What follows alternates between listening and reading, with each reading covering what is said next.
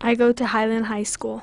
Los Alamos High School. Cuba. Red River. Silver City High. Rio Grande. Salad. Mountain Goddard High High School. Highland High School. Bowie High. Espanola Valley High School. Mayfield High School. Gallup High. I'm Betty. My name is Mark. Katie. I'm Tim. Melissa. I'm Alfie. My name's Gwen. I'm Jesse. Walter. My name is My Mark. name is Renee. I'm Tina. Alexandra. Dan. I'm My name is Ashley. I'm Ed. My name is Darren. I'm Julie. My name is Jesus. My name is Julian. I'm 12. I'm 13 years old. I'm 11. 16. I'm 17. I'm 17. 16. I'm 14. I'm 13 I'm years 16 old. years I'm old. 13 years old. 17 years old. 17. I'm 14. 15 years 17. I'm 18 years old. I'm 15. I'm 12.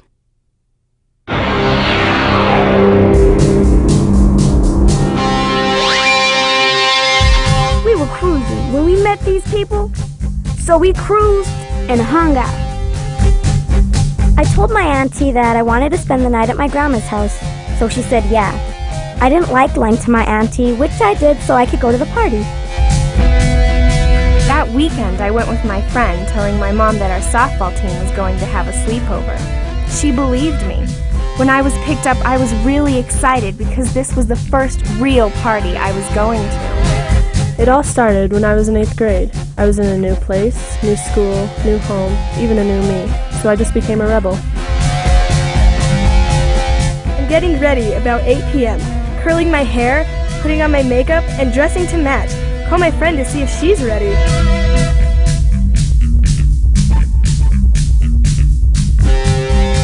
Friday and Saturday nights are the best night of the week for teens. The work starts out in the day trying to get the money and a buyer that won't rip you off. The other hardest thing is trying to find a house. It's not hard to get alcohol if you're a teen. Everyone knows someone who will buy them alcohol. I called my brother and asked him if he could pull out for me, and he said it was alright. We met him back at the parking lot, and he gave us our alcohol that he purchased for us. He told both of us to be careful, and we left. If I want to party and get drunk, I'll ask an adult that I know to get us alcohol.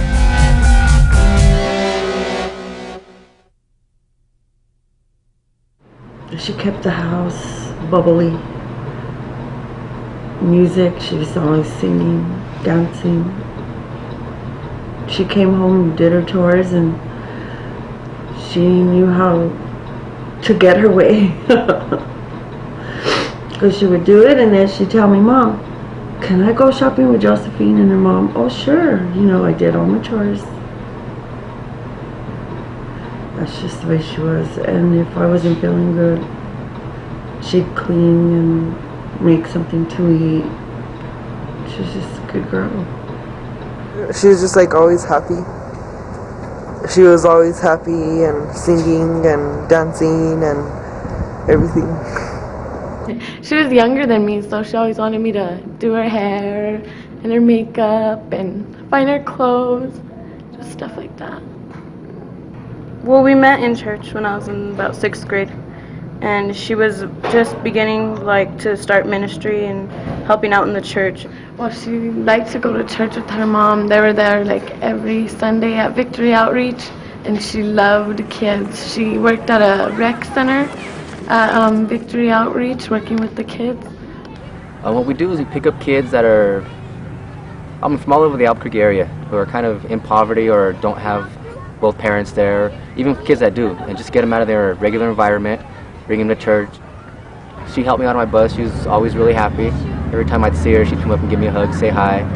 On the bus, she was really friendly with all the kids. She had a good time with them. They would always sit by her because she always sang to them. And they loved to hear her sing. She had a very beautiful voice. I just knew, she was a good girl. I knew that she loved Jesus and, she was always happy. I guess she just got caught up with the wrong people. We're teenagers. We are expected to do things like this. We escape from everyday life, which is filled with decisions, hurts, conflicts, arguments with parents, home life versus school life. He's always trying to give us some of his liquor. I suppose he drinks because his dad drinks. One time for finals, just before Christmas break, my friend and I were taking our PE final. She had some hard liquor. She had just got it because it was after lunch. She told me her friend bought it for her. So I drank some with Dr. Pepper. Several students and I ditched. We went over to my friend's house. While we were there, all my friends got messed up. Sometimes he would come to school with alcohol in his bag and in the locker, but he never got caught.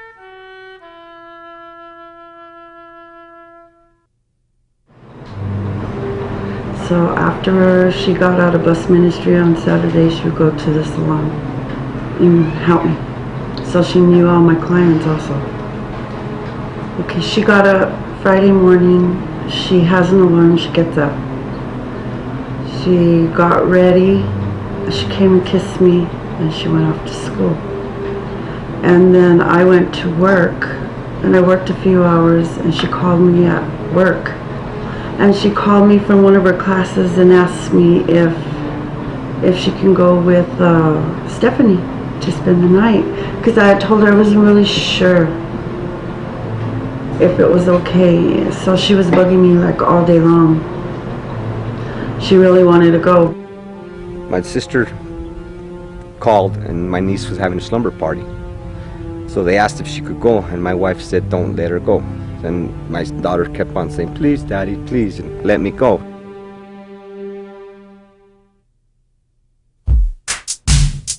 I remember this one time, my parents went away for the weekend, and all that was left at home was me and my friend.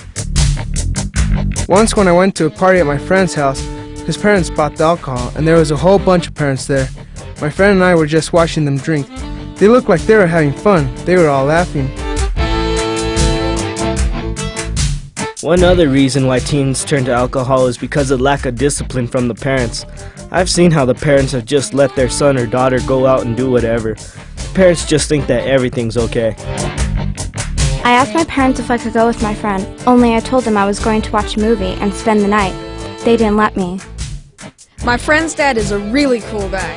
He always lets us party at his house and always buys us beer or whatever we want on a Friday night. I went out on a Friday night to a party.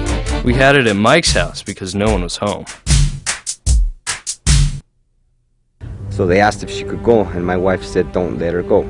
And my daughter kept on saying, please daddy, please, and let me go. He called me about 4:35. And I told him, okay, it's up to you. If you want to let her go, then just talk to her before she leaves. And just let her know that if she needs us to call us. So I told her, okay, go ahead. You can go. So they're supposed to have ice cream and cake. And she left with Brenda. And then she called to tell me she loved me and bye. And she talked to me Saturday when she got up in the morning. The last party I went to was last weekend, and there was drinking. It was just graduates and high schoolers drinking. We don't let junior high kids party with us no more because they're just too immature. We just drove around the area. At one point, I remember my friend throwing up out the window. I started to fall asleep, but as always, everyone was drinking up. So I decided to have a few more drinks. I knew it would get to me, but I didn't care. It was beer. I looked around and I remember we were driving on the wrong side of the road. I told her and she just started laughing. It's just a good feeling to be drunk and not have a care in the world about what tomorrow would be like. I had fun, and I know I'll continue to do so. When I first started going to parties, I was 9 years old. There was all kinds of alcohol. The person who bought it for us was our friend Jay. I drank 2 beers that night. So I went to this house on a Friday night, and everybody was drinking except me. So I felt kind of left out. And I guess they were just drinking for the fun of it. So I decided to start drinking. Then we had a contest of who can drink or finish the bottle all completely first. My friends finished about 45 seconds before I did, but I couldn't drink as fast as I wanted. For some strange reason, we didn't pass out, and for fun we rode ATVs. This one guy with his girlfriend said they could ride while she stood. We were all laughing.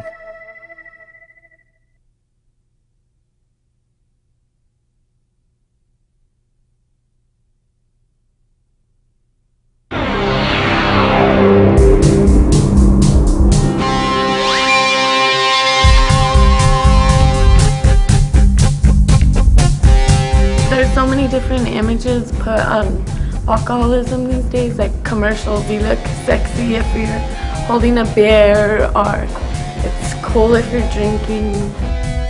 All the minors got so drunk, they started doing stupid things. A girl would leave with a guy not telling anybody, and who knows what they did. We ended up having sex in his car. I didn't realize what I'd done until a little while after we returned back to the dance.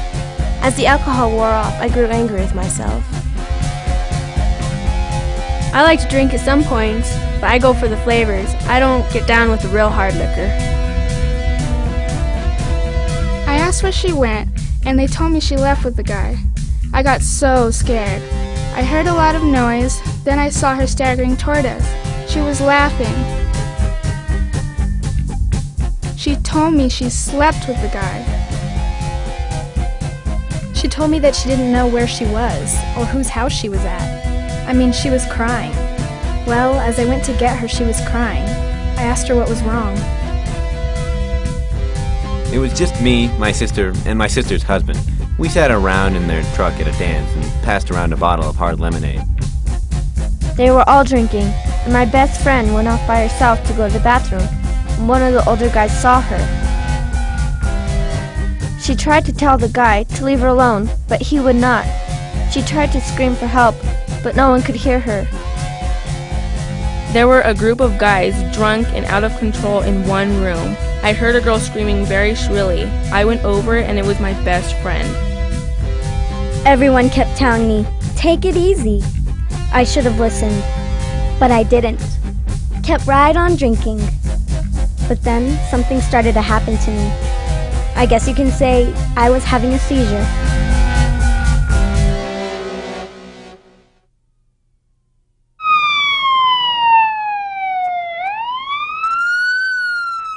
She called to tell me she loved me and bye, and she talked to me Saturday, and she got up in the morning. And the next morning, it was, I'd say it's 10 o'clock. I was laying on the couch, just laying there relaxing, and the phone rang. And I answered the phone, and my sister says, something's wrong with Felicia. She says she's cold and she's not breathing.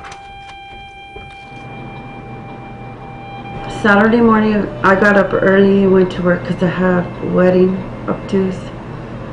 So I started about 7, and I was done by 9:30, 10.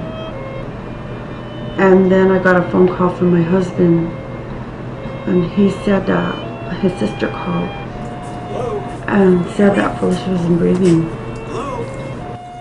And then I said, I'll be right there. So I hung up the phone and I went straight over there. By the time I got there, they were trying to bring her back. Let's get her on the floor. One of the ladies that worked with me drove me because I was upset.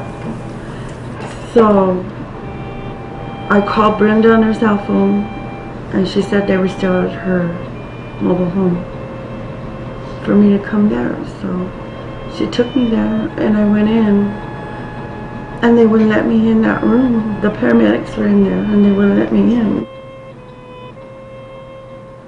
Me and my mom were in the truck. We were like 3 houses down from mine, and my mom was on the phone, and she was all, "What? No," and she started crying, and I was like, I knew something else had happened, and I was telling her, "What happened? What happened?" And she's all, "Felicia's dead." That's all she told me, and she stayed on the phone, and she just kept saying, "Oh my God, oh my God."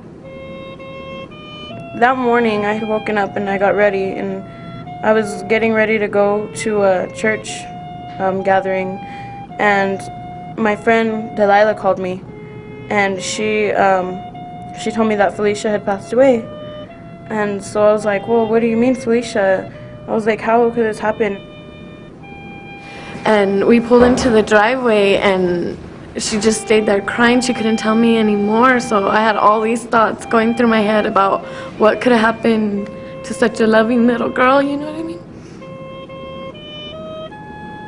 Very out of character. But she was always home. She never went anywhere. Never let her spend the night anywhere. If people wanted, her friends wanted to come, they'd come and stay here. There was always teenagers here. They were either playing pool or singing karaoke or just hanging out listening to the stereo. As long as they were here, I didn't care. Kept an eye on them and met them all.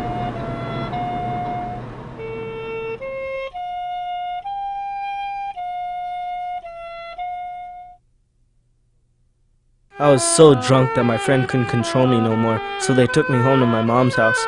My mom put me to bed. Next day she told me off and started crying. I was mad at myself and at my friends for taking me home, and mad at myself for putting my mom through that. The next day sucked. I woke up feeling like crap with a headache, wondering if it was worth it. I went to school but slept most of the day.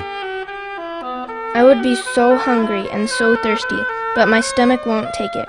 My head would be pounding, and when I take an aspirin, it won't go away. You also wake up smelling like brew, find spots on your body that ache, find bruises or something worse. I got the courage to call the emergency room of the hospital, thinking I'd be transferred to his room. Instead, a nurse came on the line and said, "I'm sorry, dear, I don't know how to tell you this, but your friend passed away earlier this morning." My once close friend was found 15 feet from the car. If alcohol wasn't in his system, or consumed by the people around him, my friend would still be here today. What if we were all killed? Even the most horrific thing, what if I lived and all of them died? Would their parents forgive me? Will my parents forgive me? Well, my friend had told me it's time to drink, but I was scared, so I didn't. But my friend had started to drink, and she got really bad and started to throw up. Later that night, she passed away because she'd had too many shots. I wish we had not gone, so she could have graduated. I have to live with this forever, for the rest of my life. After my dad turned the corner, he told my mom, "Look."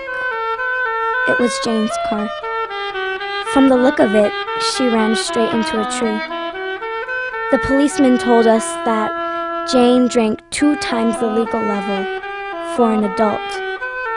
But Jane was only 14 years old. Maybe this is one of the reasons people say don't drink.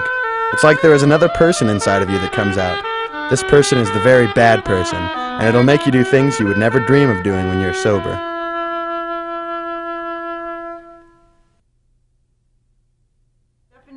Felicia, she had a good family, and her parents are good, and they try to teach her as best that they could, and she was a good person. But I think it's like basically the peer pressure. I thought she was in good hands. I would have never let her go if I'd known they were going. It was supposed to be cake and ice cream, and something happened. It turned into liquor. My niece wanted to have some liquor for her birthday. Some guy pulled some out. That's the last we've seen of her. And if your parents, if you don't keep an eye on your kids, no one else will. Then they were trying to resuscitate, so they wouldn't let me in the room.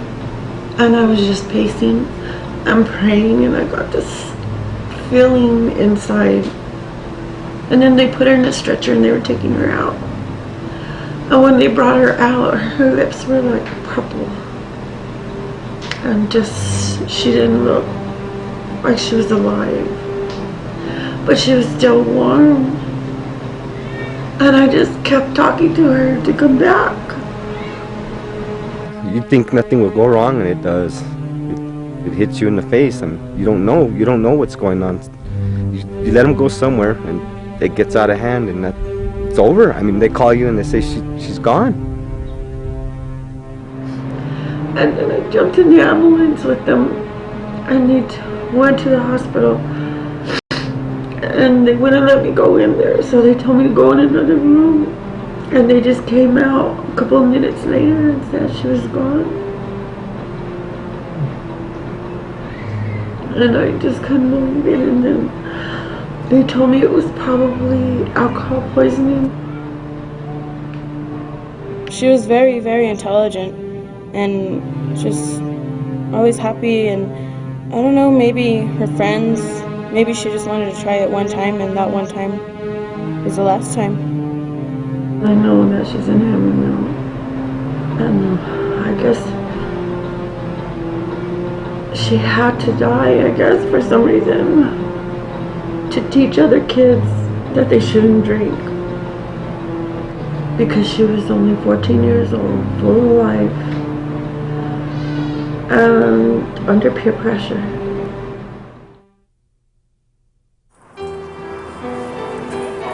We're having students pledge to not drink and drive, to not let their friends drink and drive, and to not get in the car with someone who's been drinking. It's making a decision, just a lifelong decision.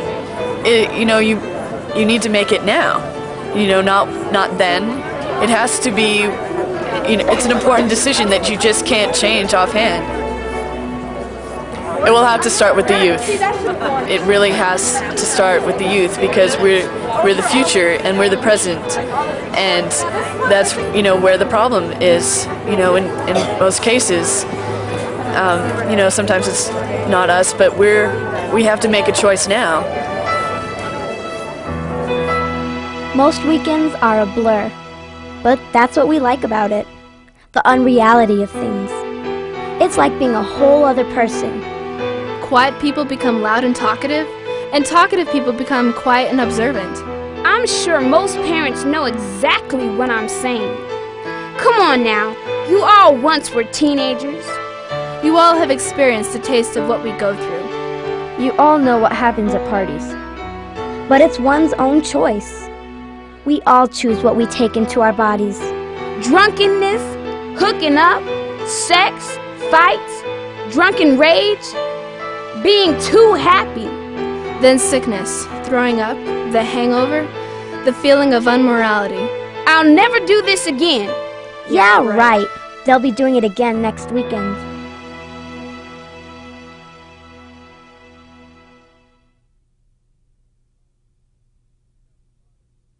I grabbed the bottle. Closer and closer it went to my lips.